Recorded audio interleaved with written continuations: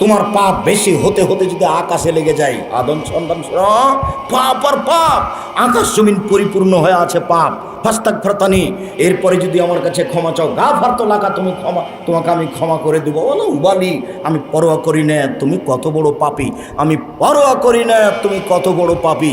অতএব সম্মানিত দিনী বোন, আপনার কাছে আবারও আমাদের পক্ষ থেকে আন্তরিকভাবে অনুরোধ রইল, আপনি স্বামীকে মেনেই চলুন, ভালো হবে, শান্তি পাবেন, সংসার সুখী হবে। মনটা ভারী করে কথা বন্ধ করে রাখবেন, ইবাদত কবুল হবে না, দিন দিন কষ্ট বাড়বে, শয়তান সুযোগ পাবে। কতদিন আপনাকে বলেছি, প্রত্যেক দিন ইবলিস সাগর, আটলান্টিক সাগরের উপরে তার চেয়ারটা রাখে, সব শয়তানকে মানুষকে পাপী করার জন্য লাগিয়ে দেয়। বিকালে এসে কেউ বলে আমি মারামারি লাগিয়ে দিয়েছি, তখন শয়তান বলে যাও কিছুই হয়নি। আর একজন এসে বলে আমি জেনা করিয়ে দিয়েছি, তখন শয়তান বলে যাও এটা কিছু হয়নি। আর একজন এসে বলে আমি স্বামী স্ত্রীর মধ্যে গণ্ডগোল বাঁধিয়ে দিয়েছি। যেমন বলে স্বামী স্ত্রীর মধ্যে গণ্ডগোল বাঁধিয়ে দিয়েছি, তেমন ইবলিস একবার লাফ দিয়ে উঠে তাকে বুকে জড়িয়ে ধরে স্বাগতম জানিয়ে বলে হ্যাঁ তুমি একটা কাজ করেছ। রাত দিনের কাজ এটা ইবলিসের, আমি বলিনি এই কথা মুহাম্মদ সাল্লাল্লাহু আলাইহি সাল্লাম বলেন। 1450 বছর পূর্বে তিনি এভাবে বলেছেন, হাদিসে এভাবে আছে। কাজে ভুলে স্ত্রীর সাথে এরকম আচরণ করবেন না আপনি। আর আপনি দিনী বোন, আপনাকে আমি অনুরোধ জানাচ্ছি, আপনি 4টা কাজ করেন, জান্নাত হবে ইনশাআল্লাহ। 1, 5 ওয়াক্ত সালাত, 2, রমজান মাসে সিয়াম রোজা, 3, স্বামীকে মেনে চলা, 4, জেনায় লিপ্ত না হওয়া, তাহলে আপনার জন্য জান্নাত খোলা। যদিচ রাসূল সাল্লাল্লাহু আলাইহি সাল্লাম বলেছেন, ওযু করার পরে যদি কেউ বলে আশহাদু আল্লা ইলাহা ইল্লাল্লাহু ওয়াহদাহু লা শারীকা লাহু ওয়া আশহাদু আন্না মুহাম্মাদান আবদুহু ওয়া রাসূলুহু, তাহলে জান্নাতের সব দরজা খুলে গেছে। যাও যেখান থেকে। এটা পুরুষও যা নারীও তা, পুরুষও যা নারীও তা। আল্লাহুম্মা জালনি মিনাত তাওবিন ওয়া জালনি মিনাল মুতাতাহিরিন, এই দোয়া পড়লে নেকি হবে এই কথা ঠিক, তবে জান্নাতের দরজা খুলে যাবে এই কথা ঠিক নয়। ওযু করার পরে যদি মানুষ বলে আশহাদু আল্লা ইলাহা ইল্লাল্লাহু ওয়াহদাহু লা শারীকা লাহু ওয়া আশহাদু আন্না মুহাম্মাদান আবদুহু ওয়া রাসূলুহু, তাহলে নারী পুরুষ সবার জন্য জান্নাতের সব দরজা খুলে গেছে। সম্মানিত দিনী বোন, আপনাকে অনুরোধ জানাচ্ছিলাম, সম্মানিত দিনী ভাই, আপনাকে আমি এখানে একটা কথা বলে আমরা বিষয়ের দিকে চলে যাচ্ছি, আপনি একটু খেয়াল করুন। এই ছেলে বসো। কোনো বাচ্চা যদি আপনার পাশ থেকে উঠে, তাহলে আপনি তাকে ঠেকাবেন, কেননা ও বের হলে মানুষ ঘন হয়ে বসে আছে, আমার কথা তখন ধরতে পারবে না। কিছুক্ষণ অপেক্ষা করলে আমরা এক পর্যায়ে চলে যাব। আপনাকে বলছি, যেহেতু আপনার স্ত্রীকে একটু বললাম, তাহলে আপনাকে একটু বলে যাই, তাহলে কথার একটা মানাম থাকবে। সাহাবীগণ বলছেন আল্লাহর নবী, আমাদের কাছে স্ত্রীরা কি পায়, আমরা তাদের কি হক পূর্ণ করব, তাদের অধিকার কি আমাদের উপরে? তখন আল্লাহ রাসূল বলছেন শোনো শোনো, অধিকার আছে 5টা। 1, আতেমা মাতা এমতা, তুমি যা খাও তা খাওয়াবে, যে মানের খাও সে মানের খাওয়াবে। 2, ফাকসুয়া মাক্তা সাইতা, তুমি যে মানের কাপড় পরো সে মানের পরাবে, তুমি যেমন পরো তেমন পরাবে। 3, অলা তুকাব্বে, কখনো বউকে কটু কথা বলো না। ভুলে যায়েন না, বউকে গালি দিয়েন না, বউকে গালি দিতে হয় না, মারতে হয় না, নিন্দা করতে হয় না। ভুলেও কখনো বলবেন না তোমার ঠোঁটটা মোটা, একবার ঠোঁট মোটা বললে 10 বছর আপনাকে ভালোবাসতে পারবে না। ভুলেও কখন বলবেন না তোমার রংটা কালো, একবার রং কালো বললে আপনার উপরে তার ভালোবাসা কমে যাবে। দিন রাত খালি প্রশংসা করবেন, বলবেন তোমার মতো সুন্দরী কুড়ি নারী দেখি না, তাহলে সারা রাত পাটি বাঁধার জন্য প্রস্তুত আছে। একটু প্রশংসার ভিখারি, মুখ খারাপ করিয়েন না, অন্য বাড়ি থেকে এসেছে, বাপের বাড়িতে লালন পালনে আপনার কাছে আছে, যৌতুক তো বহুদূরের কথা। আমি তো আপনাকে বলেছি, ভিক্ষা করা টাকা দিয়ে চাউল কিনে ভাত খেয়ে ইবাদত কবুল হবে, যৌতুকের টাকা দিয়ে চাউল কিনে ভাত খেয়ে ইবাদত কবুল হবে না। যৌতুক ফেরত দিতে হবে। তোমার বাপ বেটা নাকি দুইজনেই যৌতুক নিয়েছ, কি তোমাদের কেউ ভিক্ষা দেয় না? যদি এলাকায় ভিক্ষা না দেয়, তাহলে ওই যে ইয়াতে বগুড়া ট্রেন স্টেশনে যাও, মানুষের ব্যাগ ধরে তুলে দিবা, প্রতিদিন সারাদিন দিলে অন্তত 3 থেকে 500 টাকা হবে। যৌতুক নিবা কেন? তোবা করো, মনে মনে তোবা করো, যে গিয়ে এই টাকাটা ফেরত দিব। তোবা করা উচিত, কাজ করে খাবা, ফুর্তিতে খাবা, ভালো লাগবে। আমার কথা বলো, আমি কেন, আমার বুকে একটা সাহস আছে, আমি এই 31 বছরে আমি কোনোদিন মানুষের কাছে পথ খরচ চাইনি। কোনো মায়ের বেটা বলে না কেন? যে আব্দুল রাজ্জাক সাহেব আপনি নাকি আমার কাছে 500 টাকা চেয়েছিলেন? বলে না কেন? কেউ যদি বলে দিতে পারে যে আব্দুল রাজ্জাক সাহেব আমার কাছে 500 টাকা 1 টাকা পাথেও চেয়েছিল, আমি আর কোনোদিন বক্তব্য দিব না। কেউ যদি বলে দিতে পারে আব্দুল রাজ্জাক সাহেব একদিন আমাকে তার পরিচয় দিয়েছিল, আব্দুল রাজ্জাক বিন ইউসুফ এত এত কামেল কি যেন সব পাস করেছে অমুক তমুক, এরকম যদি আমি বলেছি এটা প্রমাণ হয়ে যায়, তাহলে আমি বক্তব্য দেব না। আমাকে বলেছে একটু আপনার পরিচয় দেন না। না পরিচয় লাগবে না, আরে দেন না। তখন আমি বলেছি আমার নাম আব্দুল রাজ্জাক আর আমার বাপের নাম ইউসুফ, বাপ বেটা মিলে আব্দুল রাজ্জাক বিন ইউসুফ। এর চেয়ে আমি বেশি কোনোদিন বলিনি। যৌতুক কেন নিবা? কাজ করে খেতে পারো, এতে রুচিতে বরকত আছে, এতে একটা সাহস আছে, হেম্মত আছে। চিরদিনের মতো তুমি ডুবে গেছো, তোমার মুখে মানুষ থুতু মারে, গালি দেয়, বেটা তুই তো শ্বশুরের কাছে টাকা নিয়েছিস, তুই আবার মুখে কি বলিস? ঘৃণা করো, তুমি ঘৃণার পাত্র, তোমার বাপ ঘৃণার পাত্র। খবরদার এই কাজ করো। বলেও কোনোদিন স্ত্রীকে কটু কথা বলবেন না, গালি দিবেন না, তাজের বলা যে মুখের উপরে মারবেন না। মুখের উপরে মারা নিষেধ। আগেকার পণ্ডিত কান ধরে টান দিত, এটা না যায়। গালের উপরে থাপ্পড় মারতো, পড়া না পারলে এটা না যায়। মুখের উপরে মারা নিষেধ। মাথায়, কানে, গালে, চোখে, মুখে, পুরো উপরে মারা নিষেধ আল্লাহ রাসূল না করে দিয়েছেন। 1450 বছর আগে না করেছেন। উনি আবার প্রিন্সিপাল, উনি জানেন না রাসূলের নীতি। ডাক্তার জানেন না, 14 বার মাস্টার ডিগ্রি পাস করে লন্ডন থেকে ডাক্তারি করে আসলে তার চিকিৎসা করার নিয়ম জানে না। ডাক্তারটা পাশে আসলে, রুগী পাশে আসলে, রুগীর পাশে বা পুরুষ হলে গায়ে হাত দিয়ে বলবে লা বাস তোর ইনশাআল্লাহ, সমস্যা নাই, ভালো হয়ে যাবে, চিন্তা করো না। আজবিল বাস রব্বান নাস হাসফামতা সাফিলা সেফা ইল্লা সেফা কাসফুন লা ইয়াগদুর সাফ। আল্লাহ তুমি একে আরোগ্য দাও, তুমি তো আরোগ্য দাতা, তুমি একে এমন আরোগ্য দাও যাতে করে কোনো রোগী না থাকে। এই বলে চিকিৎসা শুরু করতে হবে। তিনি তো আর এই লাইন কোনোদিন পড়েননি। এই বিশাল কোরআন মাজিদে কি আছে? মানুষে তো মনে করছে একে চুমা খেতে হয়, মানুষে তো মনে করছে যে একে কাপড় দিয়ে ঘিরে রাখতে হয়। এতে কি আছে এটা মানুষের জানার প্রয়োজন, না জেনে দুনিয়া থেকে চলে গেলেন, কোনোদিন জানা প্রয়োজন মনে করলেন না। বিশাল কোরআন মাজিদে কি আছে? অথচ বেশি কিছু নাই, মাত্র 3-4টা কথা আছে। এই বিশাল 30 পারা কোরআন মাজিদে বেশি কিছু নেই, মাত্র 3-4টা কথা আছে। আব্দুল রাজ্জাক সাহেব কথাটা একটু বুঝিয়ে বলবেন? 3-4টা কথা মানে বুঝতে পারলাম না। 1 নম্বরে কথা আছে ক্ষমতা। ক্ষমতা গিয়ে দেখাতে গিয়ে বলেছেন আসমানের জমিন আসমানের মালিক আমি, জমিনের মালিক আমি। পৃথিবীবাসীকে চ্যালেঞ্জ করে বলেছি, তারা আসমানের কোনো ক্ষতি দেখাতে পারে, জমিনের কোনো ক্ষতি দেখাতে পারে? পারলে একটা বানিয়ে দেখাক না, কেউ যদি পারে। আমি একাচ্ছত্র মালিকানার অধিকারী, আসমানের মালিক আমি, জমিনের মালিক আমি। এটা ক্ষমতা দেখাতে গিয়ে তিনি দেখিয়েছেন। ক্ষমতা দেখাতে গিয়ে দেখেছেন 2, কিভাবে চন্দ্র যায়, কিভাবে সূর্য আসে, কিভাবে সূর্য আসে, কিভাবে চন্দ্র যায়। চন্দ্র সূর্যকে নির্মাণ করে ছেড়ে দিয়েছেন, কেউ তাকে থামাতে পারে না। তার নামে একক ক্ষমতা। কিভাবে রাত আসে, কিভাবে দিন যায়, কিভাবে দিন আসে, কিভাবে রাত যায়, একক ক্ষমতায় চলছে। তার কংগ্রেস কেউ করতে পারে না, তাকে কেউ ঠেকাতে পারে না। তার নাম ক্ষমতা। আকাশ থেকে বৃষ্টি বর্ষণ করে, ঘাস উৎপাদন করে, শস্য উৎপাদন করেন, মানুষে খায়, পশু প্রাণী খায়, মানুষ তা করতে পারে না। ক্ষমতা দেখিয়ে দিয়েছেন। ক্ষমতা দেখাতে গিয়ে দেখিয়েছেন আদ, সামদ, নমরুদ, ফেরাউন, আমি তাকে মেরে দিয়েছি, কেউ আমার বিচার করতে পারে না। বাহা, তারা এত শক্তিশালী জাতি, এত শক্তিশালী জাতি, লাম ইউখলাক মিসলুহা ফিল বিলাদ, তাদের মতো শক্তিশালী জাতি আল্লাহ পৃথিবী তার কখনো সৃষ্টি করেননি, করবেন না।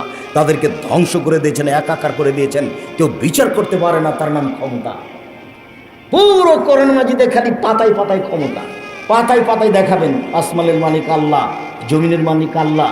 তিনি সূর্য সৃষ্টি করেছেন, তিনি চন্দ্র, রাত আসে, দিন যায়, এভাবে দেখাচ্ছেন। বৃষ্টি বর্ষণ করে আমি ঘাস উৎপাদন করি, আমি ফেরাউনকে মেরে দিয়েছি, আমি নমরুদকে মেরে দিয়েছি, কেউ বিচার করতে পারে না। এ হলো ক্ষমতা। আর দ্বিতীয় দেখিয়েছেন গাফুর আর রাহমান আর রাহিম। খালি গাফুর দয়াশীল, খালি রহমান, খালি রাহিম। গাফুর, রহমান, রাহিম, বাররুন দিয়ে আর ওয়াদুদ দিয়ে কোরআন মাজিদকে ভরে ফেলে দেওয়া হয়েছে। কেউ পড়ে না, কেউ বুঝলো। খালি পাতায় পাতায় গাফুর, পাতায় পাতায় গাফুর, পাতায় পাতায় রহমান, পাতায় পাতায় রাহিম, পাতায় পাতায় বাররুন, পাতায় পাতায় রাউফুন, পাতায় পাতায় ওয়াদুদ, মানে আমি প্রেমময়, আমি দয়াশীল, আমি ক্ষমাশীল। এটা দেখিয়ে কোরআন মাজিদকে ভরে ফেলে দিয়েছেন। 3 কিছু বিধান, সালাত আদায় করতে হবে, যাকাত দিতে হবে, চুরি করলে হাত কাটা যাবে, এ হলো কিছু বিধান। 4 এরই ফাঁকে ফাঁকে জাহান্নামের জান্নাত, জাহান্নামের জান্নাত, জাহান্নামের জান্নাত। এই কোরআন মাজিদ শেষ। বুঝতে পারলেন না কথা মনে হয়? তো কোনোদিন পড়তেও পারলাম না, কোনোদিন বুঝতেও পারলাম না। কখনো মুখের উপরে মারবেন না। 4, 5 ওলা তাতরকা ইল্লা ফিল বাইতে, নিজের বাড়ি ছাড়া কোথাও থাকতে দিবেন না। চাচির বাড়ি যেতে পাবে না, খালার বাড়ি যেতে পাবে না, ফুফুর বাড়ি যেতে পাবে না। হাটায় বাজারে যাওয়ার তো কোনো প্রশ্নই আসে না। কাপুরুষের স্ত্রী হাটে বাজারে যায়, যারা নিজেকে পশু মনে করে গরু ছাগল, তাদের স্ত্রী হাটে বাজারে যায়। কষ্ট পাচ্ছেন নাকি? আমার কিছু করার নেই, কথা আমি বলি। যদি আপনি আবার অনুবাদ শুনতে চান, তাহলে আমি যখন নেমে যাব তখন আপনাদের সুপরিচিত মৌলানা আব্দুল কাদের সাহেব আপনাদেরকে এই আয়াতের অর্থ শোনাবেন। বুঝেও বোঝে না ওরা অন্তর আছে, বুঝে না। দেখেও দেখে না ওরা চক্ষু আছে, দেখে না। শুনেও শুনে না ওরা কান আছে, শোনে না। উলায়েকা কালানাম, তারা পশু প্রাণীর মতো, তারা গরু ছাগলের মতো, তারা কুকুর সিলেগের মতো, তারা চতুষ্পদ প্রাণীর মতো। বাল হাজাল, বরং তার চেয়ে খারাপ। আপনি বলেন কি? আপনার একটা আত্মমর্যাদা থাকা দরকার। বাজারে যাবে মানে বিবাহের বাড়ি যাবে কেন? বিবাহের বাড়িতে চলে গেলে স্বামীর সংখ্যা বেশি হয়ে যায়, সেখানে যাবে কেন? রং তামাশার কোনো শেষ থাকে না, রং ছিটানোর কোনো শেষ থাকে না, দৌড়াদৌড়ির কোনো শেষ থাকে না। কোথায় কোনটা দেবর আর কোনটা ভাসুর তার বিবেচনা থাকে না। আপনি নিজেকে ভালো মানুষ মনে করেন কি করে? কোন হিসাব আপনি করতে পারেন? এটা হয় কি করে? আপনার আত্মমর্যাদা আছে, এটা কে বললো ভুল হিসাব? আপনাকে আমি কষ্ট দিতে আসিনি, আপনি আমার দিনী ভাই, আপনাকে আমি অনেক ভালোবাসি। সম্মানিত দিনী ভাই বোন, এখানে আপনার কথা রেখে দিলাম। আল্লাহ তাআলা বলেন, ওয়াবুদুল্লাহ ওয়ালা তুশরিকু বিহি শাইআ, পৃথিবীর মানুষ এক আল্লাহর ইবাদত করো, বিন্দুমাত্র তার সাথে শিরক করো না। শিরক মহাপাপ। পৃথিবীতে শিরক সবচেয়ে বড় পাপ। বাংলাদেশ এমন একটা জায়গা যেখানে শুধু শিরক চলে আর বিদাত চলে। মানুষে বলে বন্যা চলেছে বিপদ সীমার উপর দিয়ে, মানুষে বলে ঝড় বৃষ্টি চলেছে বিপদ সীমার উপর দিয়ে। জিনা ঝড় বৃষ্টি বিপদ সীমার উপর দিয়ে যায়নি। ভারত, বাংলাদেশ, পাকিস্তানের মাটিতে শিরক চলেছে বিপদ সীমার উপর দিয়ে। দেশ ট্রাভেলস গাড়িটা ঢাকা থেকে ছুটলো, একটু পরে সূর্য ডুবে গেছে, ঘরে আলো, গাড়িতে আলো জ্বলে উঠলো। আমি বললাম, এই ছেলে শোনো, তুমি গাড়িতে আলো দিলে কেন? মহাজনে বলে দিয়েছেন সূর্য ডুবার সাথে সাথে আলো দিতে হবে, হিন্দুরা দেয়। দেখেন আপনার মাও দেয়। আপনার মা যখন চাউল ঝাড়ে, তখন আপনার ছেলে যদি চাউল ঝাড়া কুলা বুঝেন, কুলার উপরে যদি আপনার ছেলেটা চড়ে নেয়, তাহলে আপনার মা কি বলে দেখিয়েন? আপনার মায়ের সামনে আপনি গরুকে লাথি মারিয়েন, দেখেন আপনার মা কি বলে। আর এদেশের শিক্ষা প্রতিষ্ঠান, অফিস, আদালত, কোর্ট কাচারি সব একবারে শিরক দিয়ে ভরা। প্রত্যেকটা ঘর, প্রত্যেকটা বাড়ি, প্রত্যেকটা অফিস, প্রত্যেকটা শিক্ষা প্রতিষ্ঠান একেবারে শিরক দিয়ে পরিপূর্ণ হয়ে আছে। শুধুই শিরক। যেখানে যাবে পৃথিবীর মানুষ, শিরক করো না, বিচারের মাঠে সব পাপ ক্ষমা করে দেব। শিরক না করলে আল্লাহকে সম্মান করা হবে, শিরক না করলে আল্লাহর সাথে সদাচরণ হবে। পৃথিবীর মানুষ মনে রাখেন, আল্লাহর সাথে সদাচরণ হলো শিরক না করা। 1 মিনিট। একদা আল্লাহর নবী এক গাধার উপরে বসেছিলেন, পিছনে মুআয ইবনে জাবাল ছিলেন। মানে দুইজন পাশাপাশি বসে আছেন। গাধা তো একবারই ছোট প্রাণী। পাশাপাশি দুইজন, আগে আছেন আল্লাহর নবী, পিছনে আছেন মুআয ইবনে জাবাল। আল্লাহ নবী বলছেন মুআয, তো মুআয ইবনে জাবাল বলছেন লাব্বাইক ওয়া সাদাইক, জি প্রস্তুত, বলেন কি বলছেন।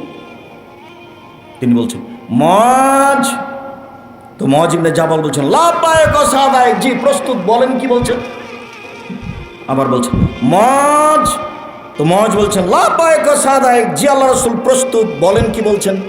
আল্লাহ রাসূল তো কথা বলছেন না, খালি এটাই বলছেন। কেন? ওনাকে প্রস্তুত করে নিচ্ছেন, আমার কথা যেন 19-20 না হয়। আর আপনি দাঁড়িয়ে গল্প করবেন, না আমার বক্তব্য শুনবেন, এটা কথা হলো? কথা বুঝাতে পারিনি এখনো।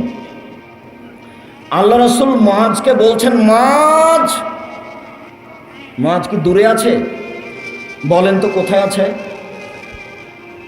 গাধার উপরে একবার গায়ের সাথে লেগে আছে। গাধাই তো ছোট প্রাণী। তারপর আবার বলছেন মুআয, জি বলেন। মাঝ। জি বলেন। তিনবার মানে তাকে প্রস্তুত করলেন, কথা যেন 19-20 না হয়।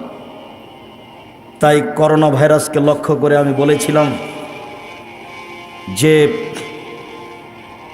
রাসূল সাল্লাল্লাহু আলাইহি সাল্লামের সাহাবীগণ সবচেয়ে বেশি আল্লাহ রসুলকে মেনে চলতেন, বলাও লাগতো না, মেনে চলতেন। এ ব্যাপারে এত সতর্ক ছিলেন সাহাবীগণ।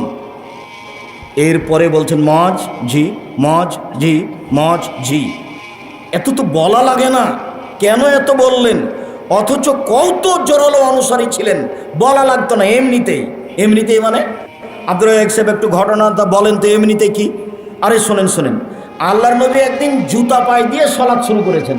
তো জুতাতে ময়লা ছিল, জুতা পায়ে দিয়ে নামাজ পড়া যায় যদি জুতাতে ময়লা না থাকে। তো সালাত শুরু করেছেন, তখন জিবরাইল এসে বলছেন জুতা খুলেন, জুতা খুলেন, জুতাতে ময়লা আছে। আল্লাহ রাসূল জুতা খুলে দিয়েছেন। সালাম ফেরার পরে দেখছেন সাহাবীগণ সবাই জুতা খুলে দিয়েছে। তা আল্লাহ রাসূল বলছেন কি ব্যাপার, কি ব্যাপার, তোমরা জুতা খুলেছো কেন? তো সাহাবীগণ বলছেন আরে আপনাকে যে সালাতের মধ্যে জুতা খুলতে দেখলাম সেই জন্য তো খুলে দিয়েছি। আরে জিবরাইল আমাকে বলছেন যে আপনার জুতাতে ময়লা আছে, সেজন্য আমি খুলে দিয়েছি। তো তোমাদের জুতাতে আর ময়লা নেই, তোমরা খুলেছো কেন? বলে আপনাকে খুলতে দেখেছি সেই জন্য। এ দেখেন, বলা লাগে না, দেখেই মেনে নিয়েছেন, তার নাম সাহাবী। এত সচেতন মানুষ সাহাবী হওয়ার পরেও জীবনে কোনোদিন এক ওয়াক্ত সালাত এই কথা না বলে শুরু করেননি। কোন কথা? কাতার সোজা করুন, প্রাচীরের মতো হয়ে দাঁড়ান, ফাঁকা বন্ধ করুন। ওই যে দুইজনের মাঝে শয়তান ঢুকছে ছাগলের বাচ্চার মতো, ফাঁকা বন্ধ করুন, প্রাচীরের মতো হয়ে দাঁড়ান। মানসাদ্দা ফুরজাতান বানাল্লাহু লাহু বাইতান ফিল জান্নাহ, কেউ যদি ফাঁকা বন্ধ করে তাহলে আল্লাহ তার জন্য জান্নাতে ঘর বানাবেন। এই কথা না বলে তিনি কোনোদিন সালাত শুরু করেননি। 23 বছরের কোনো একদিন, কোনো এক ওয়াক্ত, 23 বছরের কোনো একদিন, কোনো এক ওয়াক্ত এই কথা না বলে যদি সালাত শুরু করেছেন, এটা প্রমাণ হয়ে গেলে আমি আব্দুর রাজ্জাক বিন ইউসুফ সেদিন থেকে আর বক্তব্য দেব না। বলেন তো আপনি কি বুঝলেন, আমি কি বুঝালাম? আমি বুঝালাম যে আল্লাহর নবী এই কথা বলার পরে সালাত শুরু করতেন। বুঝাতে পারলাম না মনে হয়? আগে ওদের দিকে মুখামুখি হয়ে বলতেন কাতার সোজা করুন, প্রাচীরের মতো হয়ে দাঁড়ান, আগে পিছে হয়েন না, নইলে অন্তরে বিভেদ সৃষ্টি হবে। ওই যে ফাঁকা দিয়ে শয়তান ঢুকছে ছাগলের বাচ্চার মতো হয়ে, আমি দেখছি। এই কথা না বলে তিনি সালাত শুরু করতেন। আপনি যান বগুড়া শহরে, 20 বছর থেকে 30 বছর থেকে আছেন, কোনো একদিন আপনি দেখতে পাবেন না ওই দিকে মুখ করে আছে, কেবলার দিকে মুখ করে আছে, একামাত চলছে, ওদিকে পাগড়িও পেঁচাচ্ছে, একামাত শেষ হতে না হতে আল্লাহ আকবার। 3 ফুট দূরে দূরে দাঁড়ানো তো বহু দূরের কথা। তাই বলেছি 3 ফুট দূরে দূরে প্রমাণ হওয়ার জন্য মুহাম্মদ সাল্লাল্লাহু আলাইহি সাল্লামকে আবার আসতে হবে। যেহেতু কিয়ামত পর্যন্ত তিনি আর কখনো আসবেন না, 3 ফুটের বৈধতাও হবে না। আজ থেকে নিয়ে কিয়ামত পর্যন্ত যদি কাবা ঘরে আর কোনো দিন পায়ে পা মিলিয়ে না দাঁড়ায়, আজ থেকে নিয়ে কিয়ামত পর্যন্ত যদি কাবা ঘরে আর কোনো দিন পাশাপাশি প্রাচীরের মতো না দাঁড়ায়, তবু তা জায়েজ হবে না। জায়েজ করতে হলে আল্লাহ রাসূলকে আবার পৃথিবীতে আসতে হবে। যেহেতু তিনি আসবেন না, কাজে এই ইবাদতের সিদ্ধান্ত পরিবর্তন হবে না। শুনুন, এত সতর্ক মানুষ ছিলেন সাহাবীগণ, এর পরেও তিনি বলতেন, এত সতর্ক সাহাবী তারপরেও বলছেন মজ জি লব্বাই, মজ জি লব্বাই, মজ জি লব্বাই। বলেন কি বলছেন? আচ্ছা মজ বলতে পারো মাহাকুল্লাহ, আল্লাহ আমাদের কাছে কি পান? মাহাকুল এবাদ বলতে পারো তুমি, বান্দার কি হক, আমরা আল্লাহর কাছে কি পাই, আমাদেরটা দেন। আল্লাহ বলছে আমারটা দাও, আমরা কি পাই, তিনি কি পান, তুমি কি এটা বলতে পারো? জি না, এটা বলতে পারি না, আল্লাহ এবং আল্লাহ রাসূল ভালো জানেন। শোনো মাঝ, আল্লাহ পায় আমাদের কাছে শিরক না করা, এটাই তার পাওনা। আর আমরা পাই তিনি আমাদেরকে জাহান্নামে দিতে পাবেন না, জান্নাতে দিতে হবে।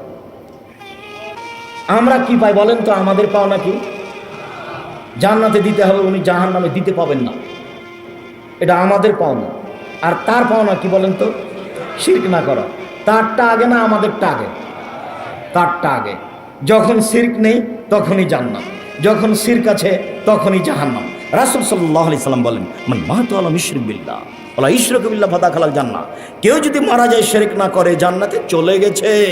কেউ যদি মারা যায় শিরক না করে তাহলে জান্নাতে চলে গেছে। এই দেশ শিরক দিয়ে পরিপূর্ণ হয়ে আছে। সব শিক্ষা প্রতিষ্ঠান, কলেজ, স্কুল, আপনার অফিস আদালত, কোর্ট কাছারি সব শিরক দিয়ে ভরা। আর আপনার মার কাছে আর আপনার স্ত্রীর কাছে শিরক একবারে পরিপূর্ণ হয়ে আছে। ছি ছি ছি ছি ছি ছি। আপনার বাপ মারা গেছে, হাতে হাতে আপনার মা নাকফুল খুলে দিয়েছে। স্বামী মারা গেলে নাকফুল রাখা যাবে না। কখনো কখনো হিন্দুর নীতি গ্রহণ করলো? ও তো হিন্দুদের নীতি। স্বামী মারা গেছে, নাকফুল থেকে যাবে, গয়না থেকে যাবে, 4 মাস 10 দিন নতুন পোশাক পরতে পাবে না, সাজসজ্জা গ্রহণ করতে পাবে না। নাকফুল খুলে দিতে হবে, কথা কে বললো? গয়না খুলে দিতে হবে, কথা কে বললো? এরই নাম হচ্ছে হিন্দুদের নীতি। এটা তো বগুড়া। বিবাহ পড়ার কত নোংরা নীতি আছে তার কোনো হিসাব নেই। আমার তো চোখের দেখা একটা একটা নকল করে আপনার সাথে আমি বলেছি, চাঁপায় নবাবগঞ্জে এমন কোনো বিবাহের নীতি নাই যেটা জায়েজ, সবই হারাম। চাঁপায় নবাবগঞ্জ জেলার বিবাহের শুরু থেকে নিয়ে শেষ পর্যন্ত সব নীতি না জায়েজ, হারাম। বগুড়ার একটা বলি, সবাই মিলে 2-4 10 জন 20 জন মিলে গেছে মেয়ের কাছে বিবাহ পড়াতে। মেয়েটা যে ঘরে গেছে সেখানে গেছে, তো মেয়ের বাপও আছে ওখানে, আপনার কাজীও আছে, আর যেন কে কে আছে। তখন বলছে, অমুক নিবাসী অমুক, এত টাকা নগদ, এত টাকা বাকিতে তোমাকে বিবাহ করতে এসেছে, তুমি তাকে স্বামী সত্ত্বে কবুল করো। তখনও বলছে কবুল করলাম। তারপরও বলছে, তোমরা শুনেছ? জি শুনেছি। আবার আবার 3বার। এবার লোকগুলি এসে যেখানে বর আছে সেখানে দাঁড়ালো। তো বরের পাশে বসে থাকা লোকগুলি বলছে, আপনারা কে? আমরা এ বিবাহের উকিল। কনে কবুল করেছে? জি করেছে। আপনারা শুনেছেন? জি শুনেছি। তাহলে বসেন। মনে হচ্ছে পাগলামি কারবার, কলা গাছের চতুর্দিকে ঘুরে। ধর্ম পাগল হয়ে গেছে। বানানো নিয়ম দেখেন, ধর্ম পাগল হয়ে গেছে। মেয়ের কাছে যেতে হবে না, খুতবা হবে, তারপরে মেয়ের বাপ বলবে, এত নগদে এত বাকিতে আমার মেয়ের সাথে তোমার বিবাহ দিয়ে দিলাম, তুমি কবুল করো, বলবে কবুল করলাম, বাস বিবাহ হয়ে গেছে। গুরুত্বপূর্ণ কথা 3বার বলতে পারে, এদেশে শিরক পরিপূর্ণ হয়ে আছে। 2 অবিল ওয়ালিদাইনি ইহসানা। পৃথিবীর মানুষ তোমরা বাপ মায়ের সাথে সদাচরণ করো। পৃথিবীর মানুষ তোমরা আল্লাহর সাথে সদাচরণ করো, শিরক করো না। পৃথিবীর মানুষ তোমরা বাপ মায়ের সাথে সদাচরণ করো, মায়ের পায়ের নিচে জান্নাত। একজন লোক এসে বলছে, আল্লাহর নবী, আমার বাপ মা আমার কাছে কি পায়? কি পায় মানে? আমার জান্নাত কা নারকা। তারাই 2জন তোমার জাহান্নাম, তারাই 2জন তোমার জান্নাত। ওরাই তোমার জাহান্নাম, ওরাই তোমার জান্নাত। বাপ মা তোমার জাহান্নাম, বাপ মা তোমার জান্নাত। ওরাই তোমার জাহান্নাম, ওরাই তোমার জান্নাত। কি পায় মানে? ও যা প্রয়োজন মনে করছে তাই করে দিবা। যেদিন মা আমাকে আদর করে, চুমা খায়, টাকা দেয়, সেদিন মাকে আমি শ্রদ্ধা করবো, এর নাম শ্রদ্ধা নয়। যেদিন দেখছি মাই হচ্ছে এ বাড়িতে সবচেয়ে খারাপ। কেন? আমার বউ বলছে যে তোমার মা ভালো নয়। কেন? যা কিছু তুমি দাও সেটা তোমার মা তোমার বোনকে দিয়ে দেয়।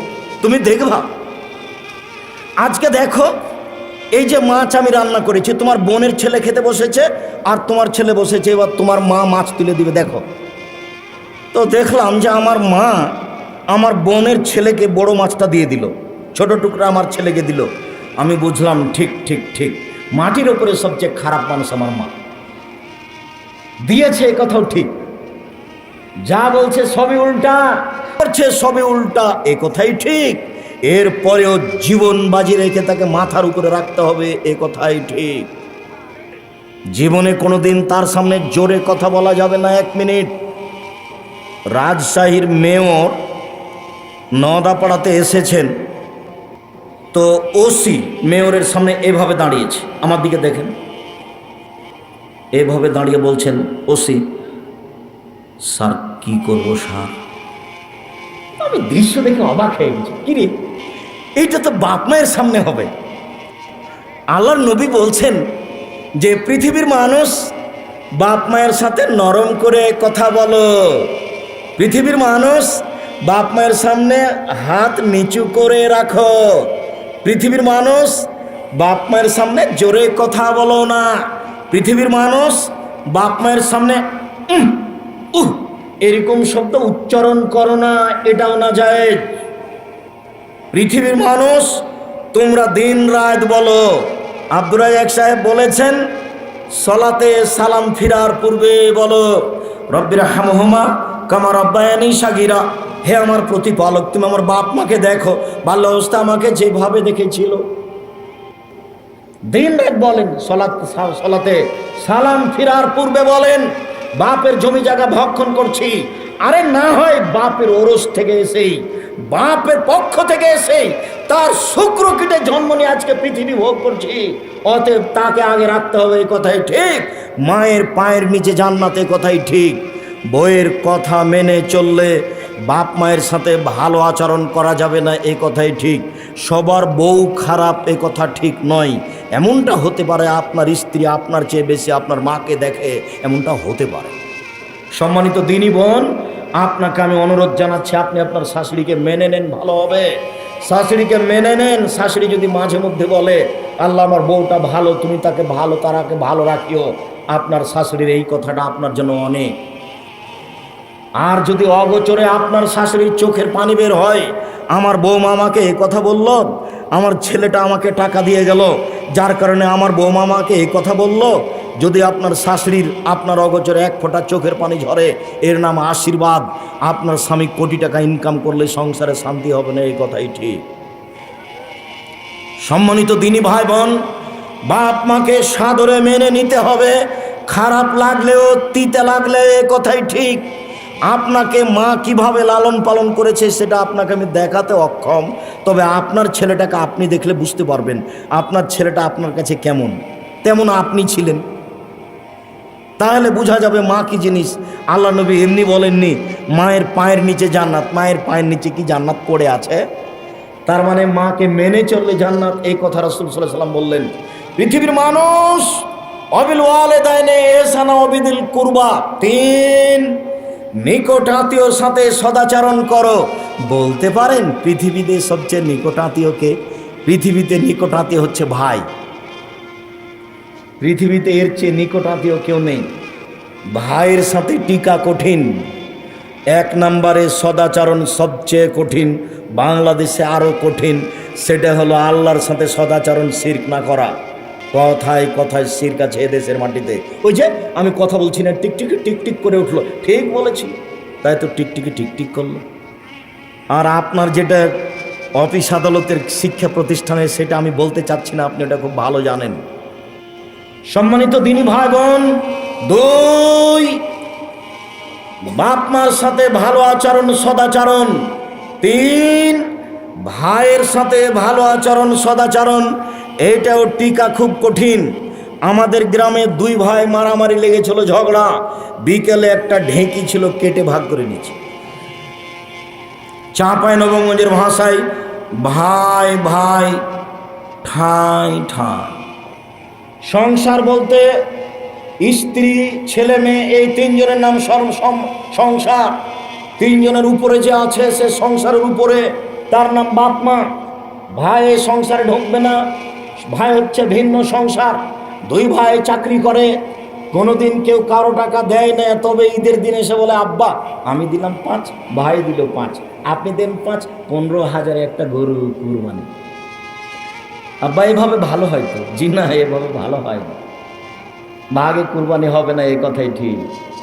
7 জন 7 পরিবার, এক কথা নয়।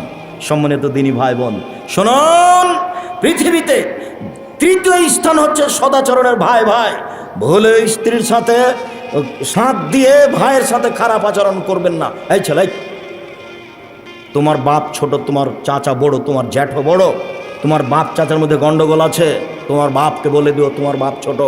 তোমার জ্যাঠোর ভুল হয়েছে, কথাই ঠিক। তোমার জ্যাঠোর কারণে ঝগড়া হয়েছে, কথাই ঠিক।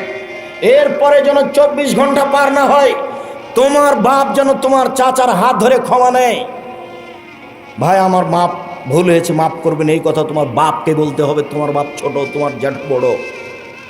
24 ঘন্টার মধ্যে নিয়মে ফিরে আসতে হবে, নইলে তোমাদের বাপ চাচার ইবাদত কবুল হবে না।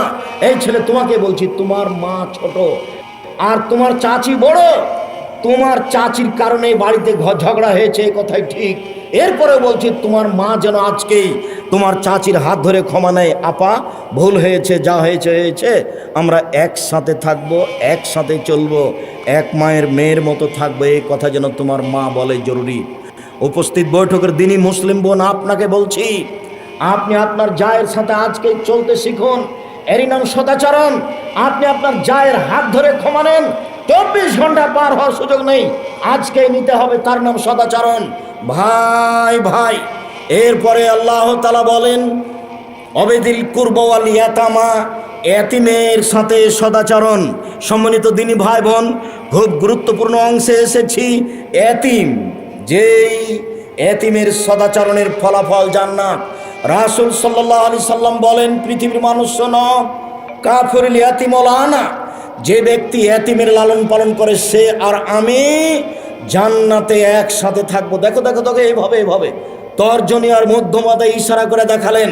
পৃথিবীর মানুষ দেখো, আঙ্গুল দুটি যেভাবে আছে সেইভাবে আমি আর এতিমকে লালন পালনকারী জান্নাতে থাকবো। তবে দুই আঙ্গুলের মধ্যে একটু ফাঁকা রেখেছেন। এখানে আর একটা কথা আছে।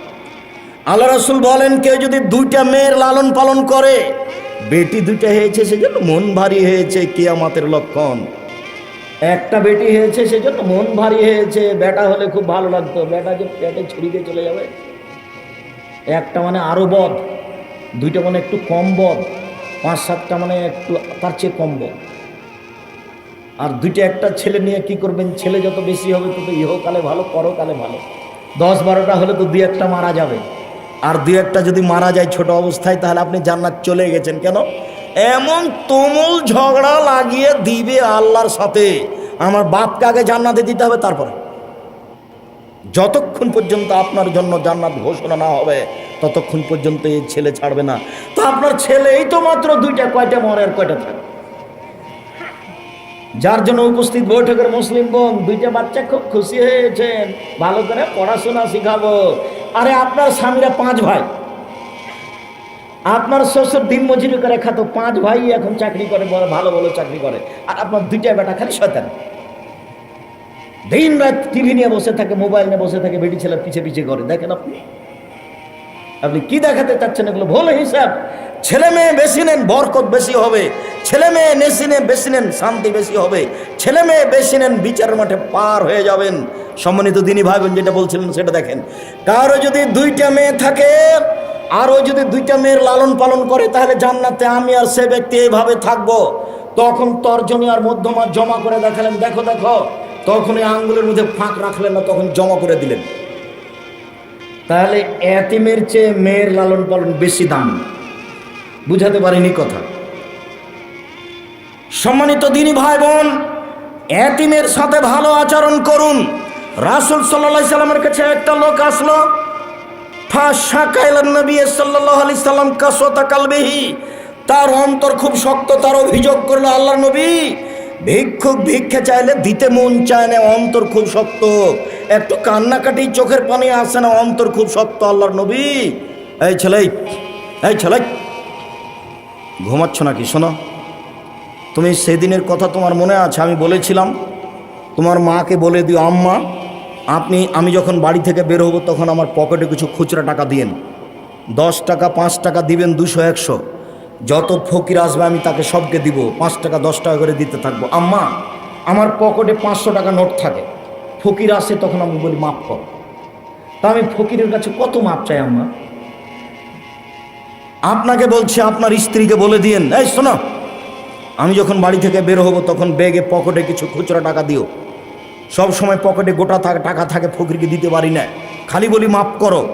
কোনোদিন যেন আপনার এরকম না হয়, ছেলে কি বললাম তোমাকে, কোনোদিন আর বাড়ি থেকে বের হবা না। তোমার মা অবশ্যই যেন গরিবের ছেলে হলেও তোমার বাপ যদি দিন মজুর হয়, তবুও তুমি 50টা খুচরা টাকা নিয়ে বের হয়েও, যত ফকির আসবে তুমি পকেট থেকে দিয়ে দিও।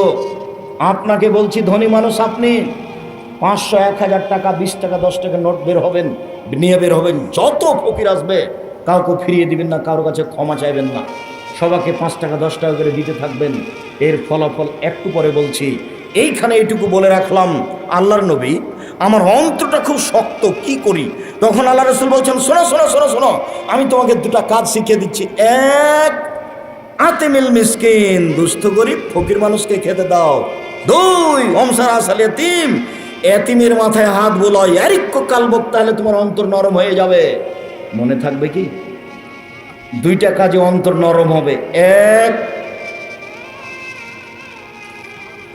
ফকির মিসকিনকে খেতে দিলে। দুই, এতিমের মাথায় হাত দিলে অন্তর নরম হবে, তখন সহজেই ফকিরকে টাকা দেওয়া যাবে। আর এখন খালি বলছি না, টাকা দিলে তো রিক্সাতে ভাড়া হবে কি না, রিক্সায় ভাড়ার ঝামেলা হবে, থাক থাক দেওয়া হবে না। ওটা শয়তান বলল। তুমি তো চাচ্ছিলে দিতে, ভিক্ষুকটা যখন আসলো তখন তোমার অন্তরে অনেক কিছু জাগলো। শয়তান এরকম করেছে। শয়তান সবসময় আপনাকে দারিদ্রতার ভয় দেখায়, আর আল্লাহ আপনাকে ধনী হওয়ার ভয় দেখায়। কখনো ভুল করবেন না। ওয়াল ইয়াতামা ওয়াল জারিল কুরবা ওয়াল জারিল জুনুব। এবার চলে আসলো মূল কথা। নিকট প্রতিবেশী, দূর প্রতিবেশীর সাথে সদাচরণ করো, চলার সাথীর সাথে সদাচরণ করো। চলার সাথীর কথাটা একটু বলে নি। আপনি অটোতে উঠে বসে আছেন, একটা লোক অটোতে উঠার সময়তে তার ব্যাগটা আপনার মাথায় লেগে গেছে, তখন আপনি চট করে বললেন, এই চোখ নাই, দেখতে পান না? তো ও কি জেনে শুনে তার ব্যাগটা আপনার মাথায় মেরেছে? তো আপনি এভাবে বললেন কেন? কারণ আপনার তো স্বভাবই খারাপ। কে বলেছে আপনি শিক্ষিত মানুষ? স্বভাব আপনার কি জিনিস সেটাই জানা নাই। কে বলে আপনি সমাজের নেতা? যখন তার ব্যাগটা আমার মাথায় লেগে গেছে, আচ্ছা বাবা, আচ্ছা আচ্ছা, তুমি, আমি মনে কিছু করি না, আচ্ছা ঠিক আছে ঠিক আছে, এই আমি কিছু মনে করছি না, তুমি বসো, তুমি বসো। আপনি এভাবে বলেন কেন? আপনি বলেন, এই কপালে চোখ নাই, দেখো না কি ঢং করে ওঠে, কেন আপনি বললেন এটা? চলার সাথীর সাথে সদাচরণ করতে হবে। দূর প্রতিবেশী, নিকট প্রতিবেশীর সাথে সদাচরণ করতে হবে। প্রতিবেশীর সাথে সদাচরণই জান্নাত। খুব জটিল কাজ। প্রতিবেশীর সাথে সদাচরণ খুব কঠিন কাজ।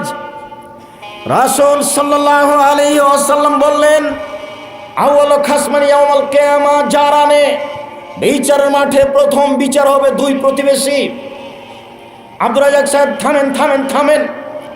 আপনি একদিন বক্তব্যে বলছিলেন প্রথম বিচার হবে নামাজের, সলাতের, তারপরে অন্যান্য বিচার। আজকে আপনি বলছেন প্রথম বিচার হবে দুই প্রতিবেশীর। হ্যাঁ, ঠিক বলেছি। আল্লাহর ইবাদতে, আল্লাহর হকে প্রথম বিচার হবে সলাতের, মানুষের হকে প্রথম বিচার হবে দুই প্রতিবেশীর।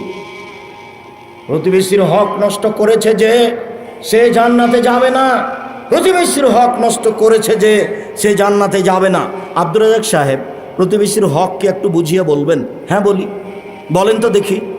এই যে দেখেন কি আল্লাহ রাসূল বলছেন, লা ইয়ামনা আহাদুকুম জারাহু আন ইয়াগরাজা খাসাবাতান ফি জাদারিহি। প্রতিবেশী সুন্দর করে প্রাচীর দিয়ে রেখেছেন। আপনার প্রতিবেশী আপনাকে বলছে, ভাইজান আপনার প্রাচীরে একটা চাল লাগিয়ে আমি এখানে রান্না করতে চাচ্ছি। তখন আপনি বলছেন, না না না, করেছেন কি? আরে প্রাচীর কালি হয়ে যাবে, তো প্রাচীর কালি হবে।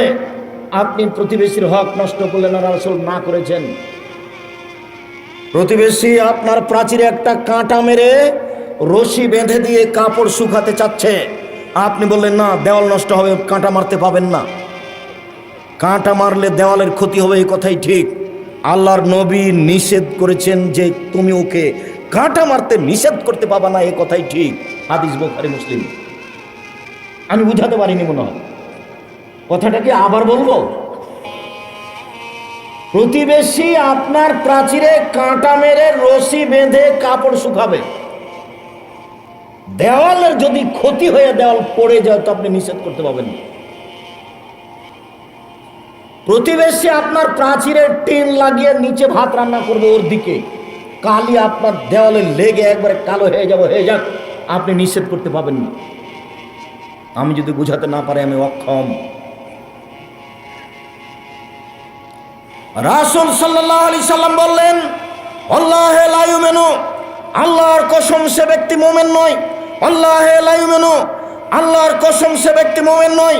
আল্লাহে লা ইউমিনু, আল্লাহর কসম সে মুমিন নয়। কিলা মান ইয়া রাসূলুল্লাহ, আল্লাহ রাসূল বলেন তো কে মুমিন নয়?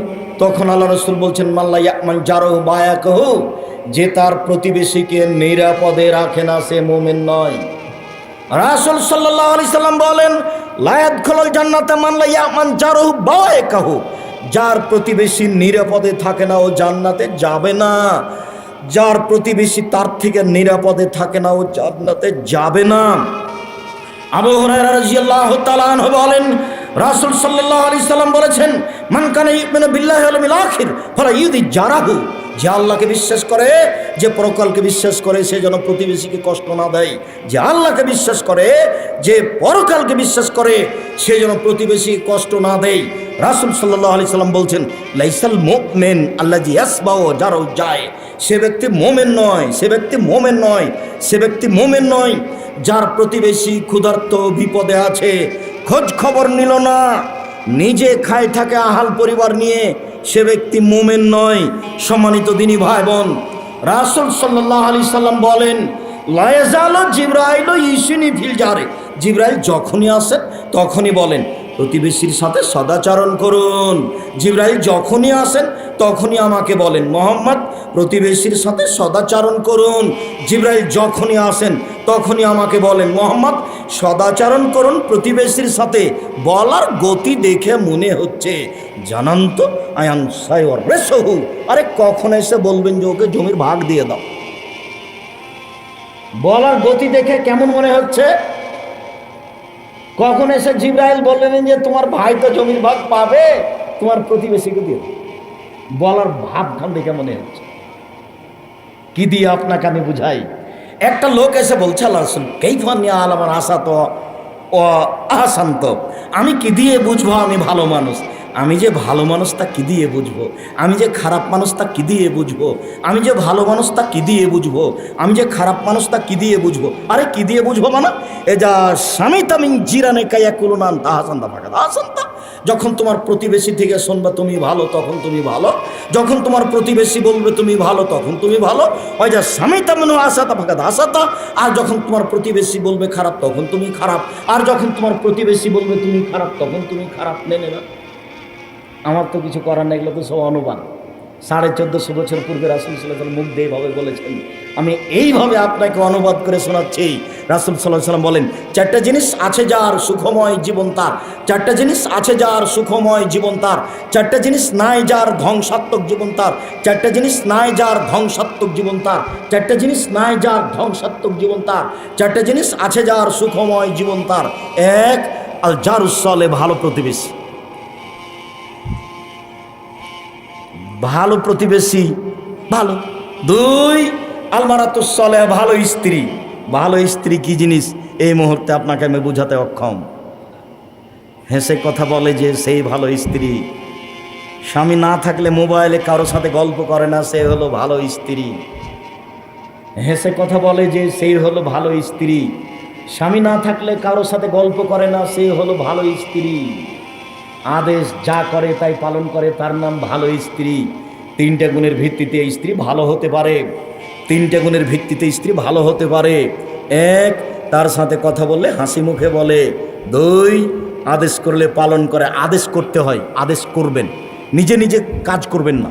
নিজে নিজে খালি স্যান্ডেলটা খুঁজছেন, খালি খুঁজে বেড়াচ্ছেন, তখন মনে মনে বলছে আমার উপরে রাগ করেছে, সেই জন্য তো আমাকে বলেন। বসে বলবেন খালেদা জি স্যান্ডেলটা খুঁজে নিয়ে আসো, খালেদা এক গ্লাস পানি নিয়ে আসো। একটু নাম ধরে বলবেন, এটা আদর। আল্লাহ রাসূল বলতেন আয়েশা জি চাটাইটা দাও তো। আরে চাটাই দিব, আমি তো ঋতুবতী, আমি মসজিদে যাব কি করে?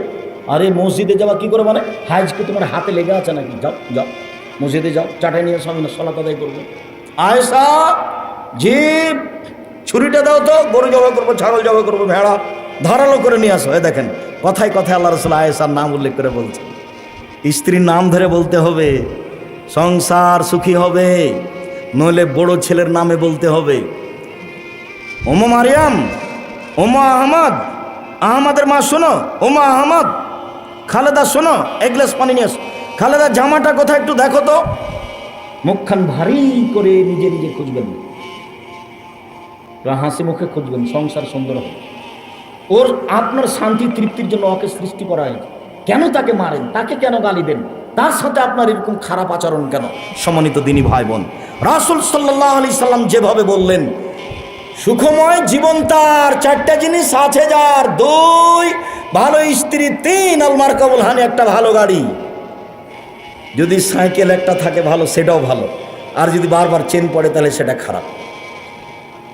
4 আল বাইতুল ওয়াসি, প্রশস্ত ঘর, অন্তত মেহমান বাসা ঘরটা বড় হতে হবে, 10 জন 12 জন যেন একসাথে বসে খেতে পারে।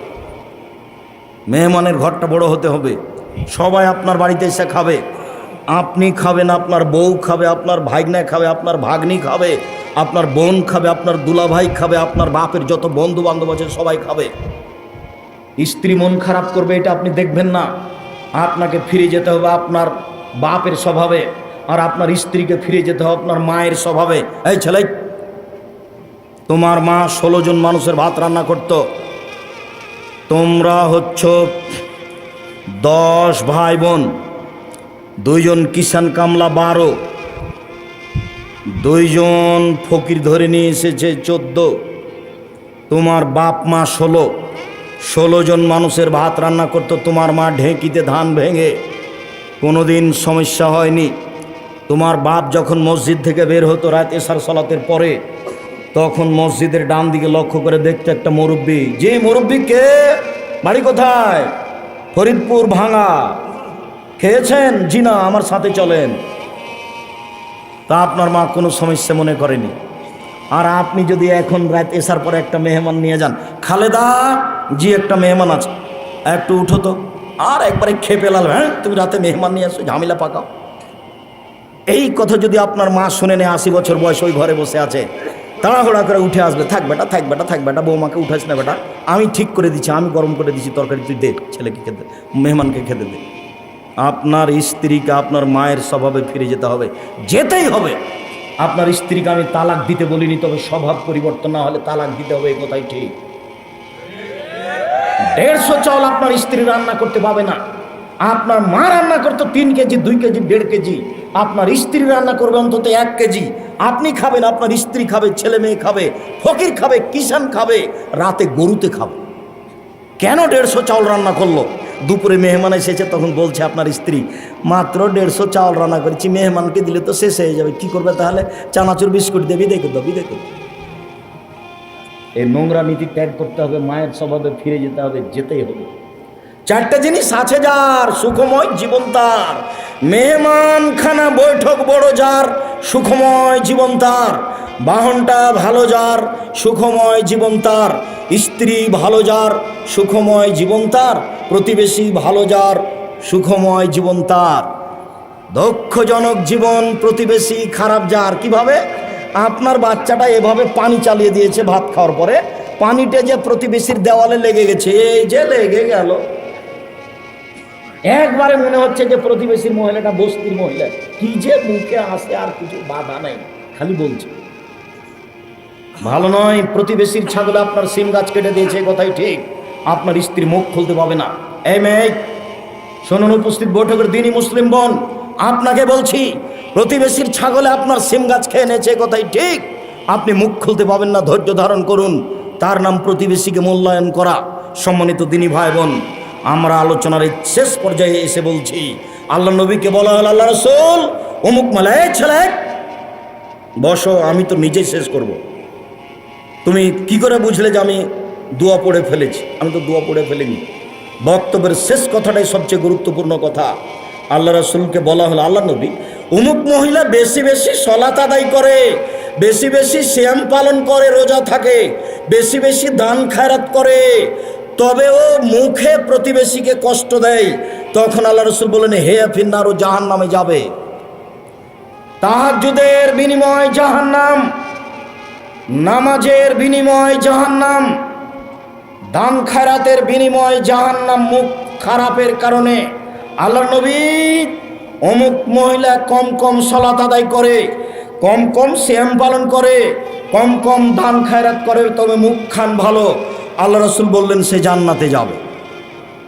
সম্মানিত দিনী ভাই বোন, আমি অনুরোধ জানাচ্ছি, স্ত্রীর সাথে ভালো আচরণ করুন। সম্মানিত দিনী ভাই বোন, আজকের জরুরি কথা, এক, যে কোনো মূল্যে 5 ওয়াক্ত সালাত আদায় করতে হবে, পৃথিবীতে ব্যতিক্রম আদেশ। 2, হালাল রুজি খেতে হবে, জরুরি আদেশ। 3, যে কোনো মূল্যে কোরআন মাজিদ পড়তে হবে, অল্প হলেও, সূরা ইখলাস হলেও। 4, 2 জন যেখানে বসে আছে সেখানে বসতে হবে না, আড্ডা পিটতে হবে না। কেন? ওদের মধ্যে কেউ যদি বলে অমুক খারাপ, আর আপনি যদি বলেন হ্যাঁ ঠিকই বলছেন, তাহলে ফলাফল জাহান্নাম, খুব ভয়াবহ ব্যাপার। সাথে সাথে দোকান মানে ল্যাংটা মেয়ে নাচে, পৃথিবী ধ্বংসের লক্ষণ। যখন মেয়েরা ন্যাংটা হয়ে নাচবে, পৃথিবী ধ্বংসের লক্ষণ। যখন গান বাজনা প্রকাশ পাবে, সব দোকানে বাজনা বাজে, সব দোকানে মেয়ে নাচে, সব দোকানে বাজনা বাজে, সব দোকানে মেয়ে নাচে, সব বাড়িতে মেয়ে নাচে, সব বাড়িতে বাজনা বাজে, প্রায় সব ঘরে মেয়ে নাচে, সব ঘরে বাজনা বাজে। পৃথিবী ধ্বংসের লক্ষণ হচ্ছে নেশাদার দ্রব্য বেশি হয়ে যাওয়া। অতএব 4 জন বসে আছে যেখানে, 2 জন বসে আছে যেখানে, আপনি সেখানে যাবেন না, জরুরি ঘোষণা। এরপরে আজকের যে বিবরণ, প্রতিবেশীর সাথে ভালো আচরণ, স্ত্রীর সাথে ভালো আচরণ, ভাইয়ের সাথে ভালো আচরণ, বাপ মায়ের সাথে ভালো আচরণ জরুরি করে নেন, বিনিময় জান্নাত। এরপরে আমাদের পক্ষ থেকে জরুরি অনুরোধ, আমার জীবনে বড় স্বাদ, আমি এদেশের মাটিতে উন্নত মানের প্রতিষ্ঠান গড়বই ইনশাআল্লাহ।